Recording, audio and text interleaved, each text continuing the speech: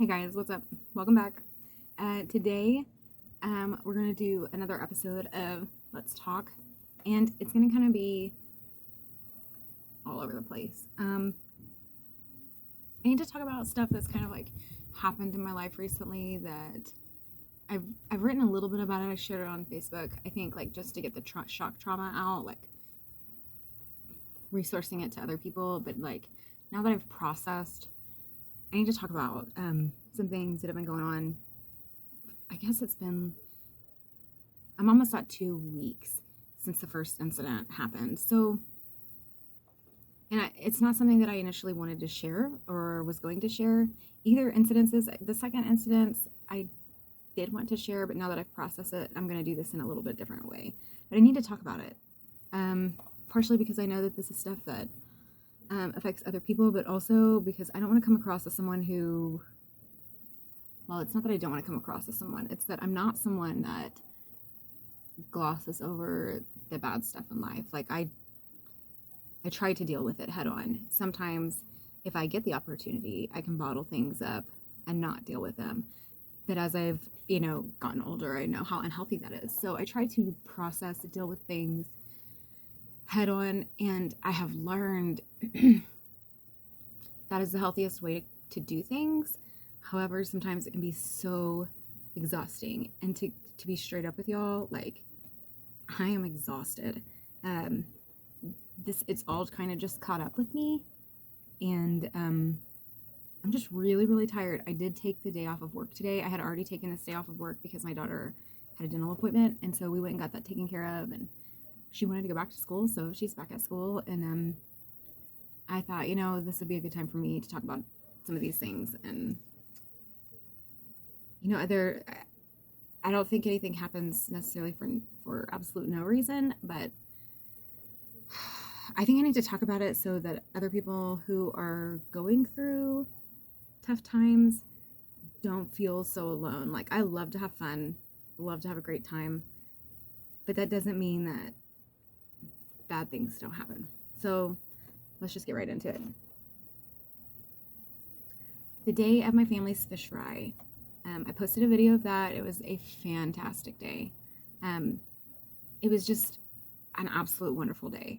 And I ended that video at home in bed after seeing something extremely traumatic for me to see. But I didn't talk about it because in that moment, that video was about what happened with my family that day. And I wanted to encapsulate that. That night, on the way home from that event, I watched a man wreck a motorcycle right in front of me. I had to slam on my brakes. I am always been somebody who, I know lots of people who ride motorcycles. My family does. My grandpa had a motorcycle. My grandma and grandpa would ride around, going to, cross country, whatever, on their motorcycles. So I get it. I always keep space for motorcycles. And that night, this guy, I'm not going to go into major detail because I don't really care to recall it too much, but he wrecked it right in front of me. I was the primary witness. He got up, and I asked him if he was okay. The girls were in the back seat. They asked him if he was okay, and he said, "Yes, I'm fine, I'm okay, I don't need any help." Wasn't wearing a helmet, and he fled the scene. And to this day, I still don't know. I don't know what happened to him. I've called the police department. The report is still open. I haven't called back again to, follow up. Part of me doesn't want to know the outcome. Part of me just wants to just pray. And I'm doing that anyway, but truly, like, that's... that was a lot to process. It was horrifying seeing that. But I didn't realize how much, like, it would stay with me and then continue to, like, exhaust me. I don't dwell on that thought. I haven't repeated it a lot, like, in my brain or anything. But going through that and then having that adrenaline rush and coming down from that is exhausting. So then almost a week later, we have an incident in the neighborhood. Like, my first true Karen moment is what I'm going to call it. And I had to call the police on a woman who basically stalked my child to my house and then verbally assaulted me. I have video of it. It could go viral, like it's that kind of video, but I don't care to live in that anymore. I live in the neighborhood with this person, and I just don't, like, it's already given me enough grief. I don't need more. And I don't want to dwell in that space, or even, you know, the only thing I think I might do with that is make fun of it, you know, make a funny video making fun of it, just for healing purposes, because that's kind of how I cope, is with a dark sense of humor. But that happened, you know, very recently, shortly after, not very long after watching that guy wreck his motorcycle. And I'm telling you, I had to call the police on that one, and I couldn't breathe. Like, I almost passed out on the phone from the come down of the adrenaline rush. Like, I thought I was going to have a heart attack from, like, it was just absolute insane. And I guess the point of even talking about this is that previously on the other video, I talked about how I don't allow things to affect my mentality. Well, those are things that are within your control, and I talked about that then. It's things that are within your control, you know? But these are things that are outside of your control. And I don't allow them to take over and control my mentality, but I do learn how to navigate life going forward. I will always be a proponent for watch out for bikers, and I will continue to push that and be loud about it. And then with this other situation with the Karen, and I'm sorry if your name is Karen, it should not be the case. Like, we should not have called the person that, because I can think of a couple other names that would suit it better. But, yeah, having that, like, that made me view my neighborhood in a completely different way. And I've lived here for quite a while. I have waved at those people because I pass their house. I have to pass their house coming in and out of this neighborhood. And when someone is off their rocker, it puts you in a different state of behavior, because it's like, oh, this is something I need to be acutely aware of now. Like, you know, and I'm not even going to go in depth in it, because it wasn't even the Karen thing was like, it was so stupid. The fact of the matter is that this crazy adult woman followed my kid back to my house just for the sake of following the kid back to my house. Didn't get out of her car until she felt compelled to, and scream at me as if that was going to make me do something. Like, the only thing that makes me do is think about how crazy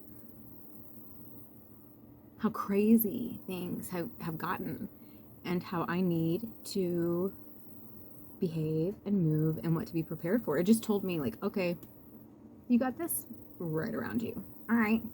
So I'm going to band up closer with my neighbors, and we're going to form our tight group, and we're all going to be keeping an eye out, you know? But oh my gosh, was that exhausting. Like, the level of exhaustion of dealing with, and I'm not saying I'm a victim, because I'm not. I'm just saying that when you deal with stuff that's out of your control, and that's just like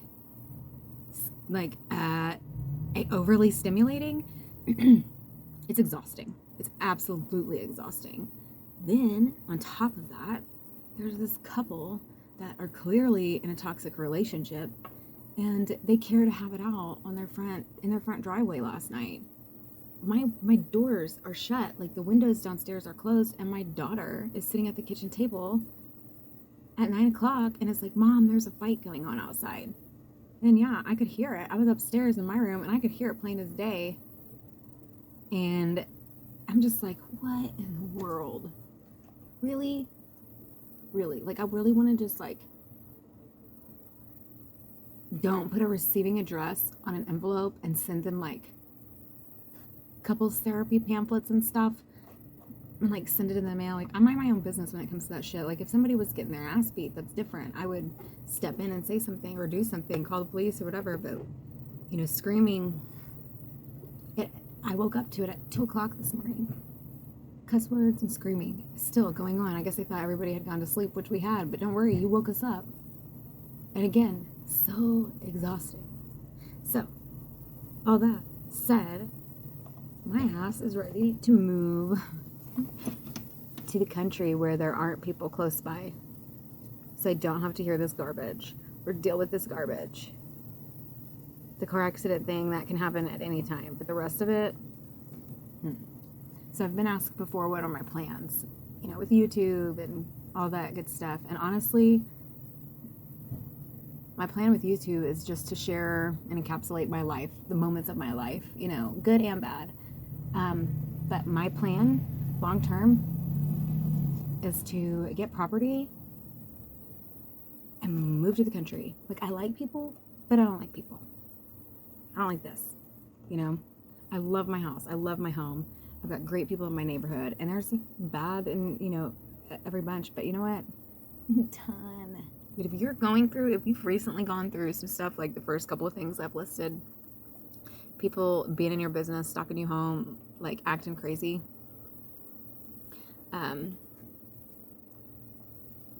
for no reason, like, dude, I'm sorry.